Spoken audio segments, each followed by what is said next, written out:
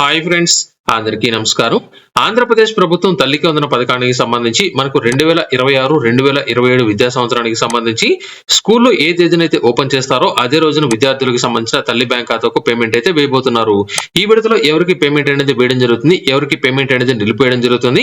దీనికి సంబంధించిన విద్యార్థులకు గతంలో విడుదల చేసిన ఇన్స్ట్రక్షన్స్ ఆధారంగా మనకు ఎంత మేర దీనికి సంబంధించిన పేమెంట్ అనేది మనకు రాబోతుంది, దీనికి సంబంధించిన అర్హతలతో పాటు మనకు ఎవరికి ఈ విడతలో పేమెంట్ అనేది ఆగిపోయేదానికి ఛాన్స్ అనేది ఉందో ఈ వీడియోలో నేను మీకు పూర్తి అప్డేట్ అనేది మనకు గతంలో విడుదల చేసిన ఈ యొక్క జీవోను బట్టి నేను మీకు ఒక క్లారిటీ అయితే ఇవ్వడం జరుగుతుంది. ఖచ్చితంగా విద్యార్థులకు సంబంధించి 75 అంటే 75% అటెండెన్స్ అనేది ఉండాలని ఒక ఇన్స్ట్రక్షన్స్ అనేది మన గతంలో పెట్టడం జరిగింది. కాబట్టి ఒక ఇంట్లో ఎంతమంది చదువుకుంటే అంతమందికి తల్లికి వందన పథకాన్ని అయితే అమలు చేయబోతున్నారు. దీనికి సంబంధించిన పూర్తి అప్డేట్ ఇప్పుడు నేను మీకైతే తెలియజేస్తాను.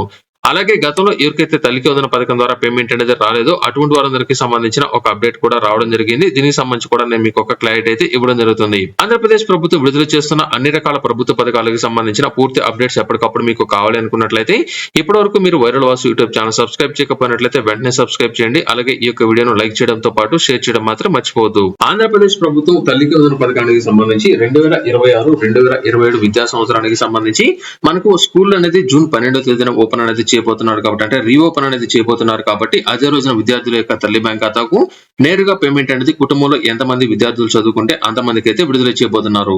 మనకు 1వ తరగతి నుంచి 12వ తరగతి అంటే ఇంటర్మీడియట్ సెకండ్ ఇయర్ వరకు విద్యార్థులు ఎంతమంది అయితే ఉంటారో అంతమందికి వారు ప్రైవేట్ గా చదువుకుంటున్నా అలాగే ప్రభుత్వ పాఠశాలలో చదువుకున్నా ఎక్కడ చదువుకున్నా కూడా అటువంటి వారందరికీ సంబంధించి పేమెంట్ అయితే వేయడం జరుగుతుంది. అయితే ఎవరైతే ఐటీఐ అలాగే పాలిటెక్నిక్ విద్యార్థులు ఉన్నారో వారికి మాత్రం ఈ యొక్క పథకానికి సంబంధించిన పేమెంట్ మీకైతే రాదు. ఎందుకంటే వారు ఆల్రెడీ ఈ యొక్క ఫీజు రియంబర్స్మెంట్ పథకం ద్వారా వారికి పేమెంట్ అనేది వస్తుంది. కాబట్టి ఐటీఐ అలాగే పాలిటెక్నిక్ చదువుతున్న వారికి సంబంధించి పేమెంట్ అనేది అయితే రాదు. కుటుంబంలో ఎంతమంది విద్యార్థులు చదువుకుంటే అంతమందికి ఈ యొక్క పేమెంట్ అయితే విడుదల చేయడం జరుగుతుంది. కుటుంబంలో వారి యొక్క తల్లి బ్యాంక్ ఖాతాకి నేరుగా పేమెంట్ అయితే విడుదల చేస్తారు. విద్యార్థికి సంబంధించిన బ్యాంక్ ఖాతాకు పేమెంట్ అయితే వేయరు. మనకు 15,000 రూపాయలు మాత్రం విద్యార్థికి ప్రతి ఒక్కరికి అమౌంట్ అనేది విడుదల చేస్తామని గతంలో అప్డేట్ అనేది ఇవ్వడం జరిగింది. అందులో 2,000 రూపాయలు మినహాయించడం జరుగుతుంది. ఏదైతే మినహాయించిన సొమ్ము అనేది ఉందో అది పాఠశాలకు సంబంధించిన స్కూల్ ఇన్ఫ్రాస్ట్రక్చర్ కోసం అభివృద్ధి కోసం అయితే వాడటం జరుగుతుంది. విద్యార్థికి సంబంధించి 13,000 రూపాయలు అనేది ప్రతి ఒక్క విద్యార్థికి సంబంధించిన పేమెంట్ అనేది వారి యొక్క తల్లి బ్యాంక్ ఖాతాకి అయితే విడుదల చేయడం జరుగుతుంది. గతంలో మీకు ఈ యొక్క స్కీమ్ కి సంబంధించిన ఎలిజిబిలిటీకి సంబంధించిన అప్డేట్ గురించి కూడా ఇప్పుడు నేను మీకైతే తెలియజేస్తాను. ఖచ్చితంగా ఆంధ్రప్రదేశ్ వ్యాప్తంగా మీకు తల్లికి వందన పథకానికి సంబంధించిన పేమెంట్ అనేది మీకు రావాలంటే తల్లికి వందన పథకానికి సంబంధించి గతంలో విడుదల చేసిన ఈ యొక్క ఇన్స్ట్రక్షన్స్ ఆధారంగా చూసుకున్నట్లయితే ఖచ్చితంగా విద్యార్థికి సంబంధించిన తల్లికి అంటే వారికి ఖచ్చితంగా విద్యార్థి ఎవరైతే ఉన్నారో వారికి బీమీఆర్ ఫ్యామిలీస్ అయితే ఉండాల్సి ఉంటాయి. వారికి రేషన్ కార్డు అనేది ఖచ్చితంగా కలిగి ఉండాల్సి ఉంటుంది. ఎవరికైతే రేషన్ కార్డు అనేది కలిగిన విద్యార్థులు ఉన్నారో వారికి మాత్రమే ఈ యొక్క తల్లికి వందన పథకాన్ని అయితే అమలు చేయబోతున్నారు. ప్రభుత్వం విడుదల చేసిన కీలక అప్డేట్ ఏమిటంటే ఎవరైతే 1వ తరగతి నుంచి ఇంటర్మీడియట్ సెకండ్ ఇయర్ వరకు చదువుకుంటున్నారో అటువంటి వారందరికీ ఖచ్చితంగా 75% అటెండెన్స్ మీకైతే ఉండాల్సి ఉంటుంది. 75% కన్నా అటెండెన్స్ కనుక మీకు తగ్గినట్లయితే ఖచ్చితంగా మీకు పేమెంట్ అయితే ఆగిపోవడం జరుగుతుంది. ముందుగా విద్యార్థికి సంబంధించిన లిస్ట్ అనేది ఈ నెల స్కూల్ అనేది లాస్ట్ చివరి రోజు ఏదైతే ఉంటుందో అదే రోజున విద్యార్థులకు సంబంధించిన ఇన్ఫర్మేషన్ అనేది ప్రభుత్వానికి ఈ యొక్క టీచర్స్ ఎవరైతే ఉన్నారో వారైతే పంపాల్సి ఉంటుంది. అంటే విద్యార్థులకు సంబంధించిన అటెండెన్స్ పూర్తి వివరాలు అయితే పంపాల్సి ఉంటుంది. అలా పంపిన డేటా ఆధారంగా మాత్రమే మనకు జూన్ 12వ తేదీన స్కూల్ అనేది ఓపెన్ చేయడంగానే విద్యార్థులకు సంబంధించిన పేమెంట్ అయితే వేయబోతున్నారు. విద్యార్థికి 75% హాజరు కనుక ఉన్నట్లయితే ఆ యొక్క లిస్ట్ అనేది పక్కకు తీయడం జరుగుతుంది. 75% అటెండెన్స్ కనుక లేకపోయినట్లయితే ఆటోమేటిక్ గా వారి యొక్క అప్లికేషన్ రిజెక్ట్ అయితే అయిపోతుంది. 75% అటెండెన్స్ అనేది వచ్చిన తర్వాత వారికి ఈ యొక్క బీపీఎల్ ఫ్యామిలీస్ అంటే రేషన్ కార్డు అనేది ఉందా లేదా అయితే చెక్ చేయడం జరుగుతుంది. రేషన్ కార్డు కనుక ఉన్నట్లయితే ఆటోమేటిక్ గా వారికి సంబంధించిన కుటుంబంలో ఎంతమంది విద్యార్థులు చదువుకుంటే అంతమందికి పేమెంట్ నేరుగా వారికి అయితే అందజేయడం జరుగుతుంది. అలాగే మనకు స్కూల్ అనేది ఓపెన్ చేసిన రోజున విద్యార్థులకు సంబంధించిన కిట్స్ అంటే స్కూల్ విద్యార్థులకు సంబంధించిన షూలు కావచ్చు, సాక్స్లు కావచ్చు, అలాగే నోట్ బుక్స్ కావచ్చు, వర్క్ బుక్స్ కావచ్చు, టెక్స్ట్ బుక్స్ కావచ్చు, ఇవన్నీ వరకు అయితే అందజేయడం జరుగుతుంది. ఇకపోతే మనకు కీలకంగా ఆధార్ కార్డుకు సంబంధించిన అప్డేట్ అయితే ఇవ్వడం జరిగింది. ఖచ్చితంగా ప్రతి ఒక్క విద్యార్థికి స్కూల్ అనేది ఓపెన్ చేసేయడానికి విద్యార్థులకు ప్రతి ఒక్కరికి ఎవరైతే చదువుకుంటున్నారో 1వ తరగతి నుంచి ఇంటర్మీడియట్ సెకండ్ ఇయర్ వరకు ఎవరైతే చదువుకుంటున్నారో అటువంటి వారందరికీ సంబంధించిన ఆధార్ నంబర్ ఖచ్చితంగా మీకైతే కలిగి ఉండాల్సి ఉంటుంది. కలిగి ఉండి ఆధార్ అథెంటికేషన్ ఖచ్చితంగా తీసుకోవాల్సి ఉంటుంది. అయితే కొన్ని సందర్భాల్లో లబ్ధిదారులకు సంబంధించిన ఈ యొక్క ఆధార్ కార్డు కనుక లేకపోయినట్లయితే కొత్తగా వారు ఈ యొక్క ఎన్రోల్మెంట్ మీరైతే చేసుకోవాల్సి ఉంటుంది. అంటే మీకు దగ్గరలో ఆధార్ సెంటర్ ఎక్కడైతే ఉంటుందో అక్కడికి వెళ్లి కొత్తగా ఈ యొక్క ఆధార్ కార్డుకు ఎన్రోల్మెంట్ అనేది చేసుకోవాల్సి ఉంటుంది. ఇలా ఎవరైతే ఎన్రోల్మెంట్ అనేది చేసుకుంటారో అటువంటి వారందరికీ సంబంధించి ఈ యొక్క పథకాన్ని అయితే అమలు చేయడం జరుగుతుంది. అలాగే మనకు ఈ యొక్క ఆధార్ కార్డుకి సంబంధించి కనుక చూసుకున్నట్లయితే మరొక అప్డేట్ అయితే ఇవ్వడం జరిగింది. ఇక్కడ చూడండి, బాగా చూడండి.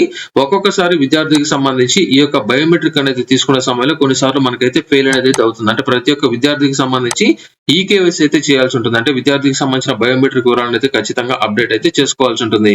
ఈ బయోమెట్రిక్ వివరాలకు సంబంధించి ఇప్పటికే ఆంధ్రప్రదేశ్ ప్రభుత్వం చాలా సార్లు మనకైతే తెలియజేయడం జరిగింది. జిల్లాల వారీగా ఎంతమందికి సంబంధించి ఇంకా బయోమెట్రిక్ వివరాలు అనేది అప్డేట్ అనేది చేయలేదు. గతంలోనే ఒక అప్డేట్ అయితే ఇవ్వడం జరిగింది. దీనికి సంబంధించి కూడా నేను మీకైతే చెప్తాను. ఇక్కడ చూసుకున్నట్లయితే ప్రతి ఒక్క విద్యార్థికి సంబంధించి ఫింగర్ ప్రింట్ అనేది ఖచ్చితంగా, అంటే బయోమెట్రిక్ ఖచ్చితంగా అప్డేట్ అయితే చేసుకోవాల్సి ఉంటుంది. ఇలా ఎవరైతే బయోమెట్రిక్ వివరాలు అనేది అప్డేట్ అనేది చేసుకుంటారో వారిని మాత్రమే ఈ యొక్క స్కీమ్ అయితే ఎలిజిబిలిటీలోకి అయితే రావడం జరుగుతుంది. ఒక్కొక్కసారి విద్యార్థికి సంబంధించి కావచ్చు, విద్యార్థి యొక్క తల్లిదండ్రులకు సంబంధించి బయోమెట్రిక్ అంటే ఫింగర్ ప్రింట్ అనేది సరిగా పడకపోయినట్లయితే అటువంటి వారందరికీ సంబంధించి ఐరిస్ స్కాన్ ద్వారా గానీ లేకపోతే ఫేషియల్ రికగ్నిషన్ ద్వారా వారిని అయితే గుర్తించి వారికి ఈ యొక్క స్కీమ్ కు సంబంధించి ఎలిజిబిలిటీ వచ్చే విధంగా చర్యలు అయితే చేపట్టాల్సి ఉంటుంది. ఒక్కొక్కసారి మనకు ఈ యొక్క బయోమెట్రిక్ కూడా పడకపోయినప్పుడు, అలాగే ఐరిస్ అనేది వర్క్ కాకపోయినప్పుడు, ఫేషియల్ అథెంటికేషన్ అనేది వర్క్ అనేది కాకపోయినట్లయితే ఆధార్ కార్డుకు ఏదైతే ఓటీపీ అనేది వస్తుందో చివరి ఆప్షన్ కింద ఈ యొక్క ఓటీపీ విధానాన్ని తీసుకుని లబ్ధిదారులకు స్కీమ్ ఎలిజిబిలిటీలోకి అయితే తీసుకురావాల్సి ఉంటుంది. ఈ విధంగా మనకు గతంలో ఈ యొక్క జీవో అనేది అంటే మనకు గతంలో ఈ విధంగా ఇన్స్ట్రక్షన్స్ అయితే ఇవ్వడం జరిగింది. ఇందులో భాగంగా ప్రస్తుతం స్కూల్ అనేది రన్నింగ్ లో ఉన్నాయి కాబట్టి విద్యార్థులకు సంబంధించిన వివరాలు అనేది ఎప్పటికప్పుడు సేకరించడంతో పాటు వారి యొక్క బయోమెట్రిక్ వివరాలు అనేది అప్డేట్ అనేది చేసుకోవడం కోసం ఆంధ్రప్రదేశ్ ప్రభుత్వం మరొకసారి ఆధార్ కార్డుకి సంబంధించిన స్పెషల్ క్యాంపులు అయితే నిర్వహిస్తుంది.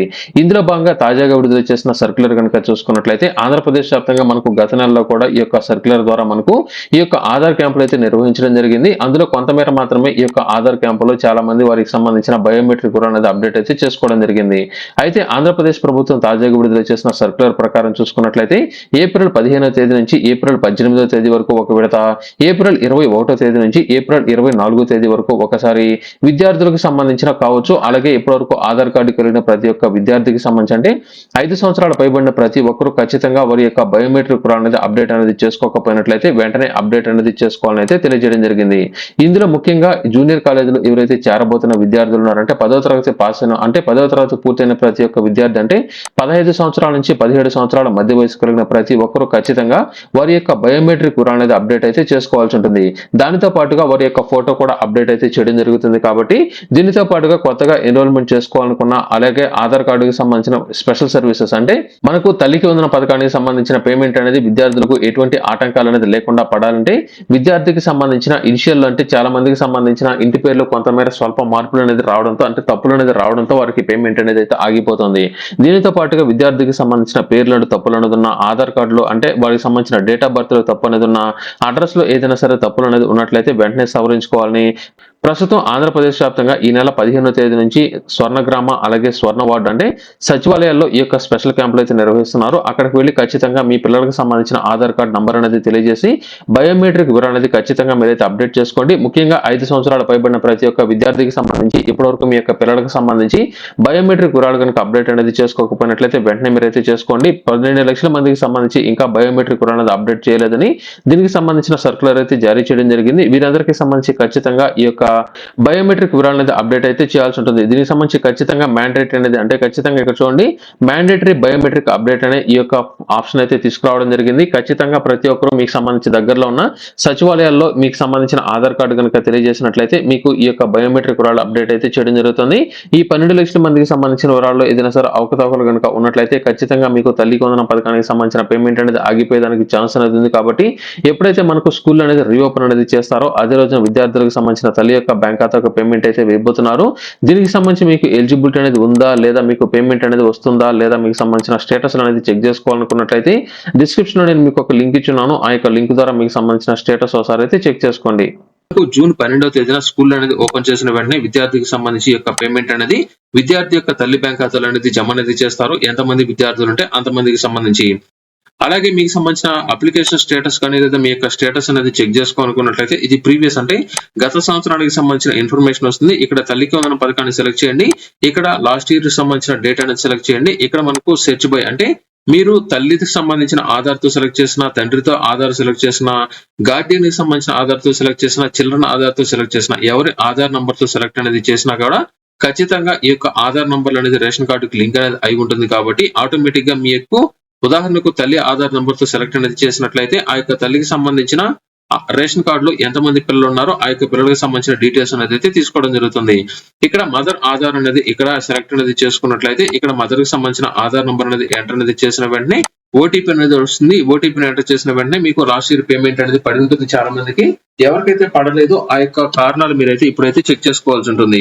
ఎవరికైతే లాస్ట్ ఇయర్ పేమెంట్ అనేది ఇంకా పడలేదు కారణాలు కనుక చూపిస్తున్నట్లయితే అంటే మీకు అర్హత అనేది ఉండి పేమెంట్ అనేది పడకపోయినా లేదా ఇతర కారణాలు కనుక చూపిస్తున్నట్లయితే అంటే ఇన్కమ్ ట్యాక్స్ అనేది చెల్లిస్తున్నా, 4 చక్రాల వాహనాలు అనేది చూపిస్తున్నా, పంట పొలాలు అనేది ఎక్కువ ఉన్నట్లు చూపించినా, అలాగే ఇన్కమ్ అనేది ఎక్కువ వస్తున్నట్లు చూపించినా, లేకపోతే విద్యార్థికి అటెండెన్స్ అనేది 75% అనేది లేదని కనుక చూపించినా, అటువంటి కారణాలు కనుక చూపిస్తున్నట్లయితే ఖచ్చితంగా మీరు ఈ ఇయర్ ఈ యొక్క ప్రాబ్లం అనేది సాల్వ్ అనేది చేసుకున్నట్లయితే ఖచ్చితంగా జూన్ 12వ తేదీన స్కూల్ అనేది ఓపెన్ చేసిన రోజున మీకు పేమెంట్ అయితే మీకైతే రావడం జరుగుతుంది.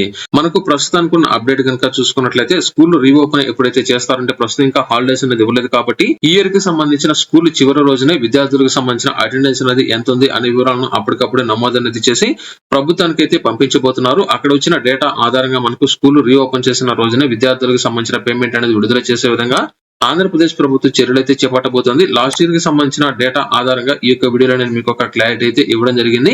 దీనికి సంబంధించి ముఖ్యంగా చాలా మందికి సంబంధించిన డీబీటీ విధానం ద్వారా మనకు పేమెంట్ అనేది వేస్తున్నారు కాబట్టి ఇంకా ఎవరైనా సరే మీ యొక్క బ్యాంక్ అకౌంట్లకు ఆధార్ నంబర్ సరిగా లింక్ అనేది కాకపోయినా లేకపోతే ఎన్పిసి అనేది కాకపోయినా కూడా ఒకసారి అయితే చెక్ చేసుకోండి.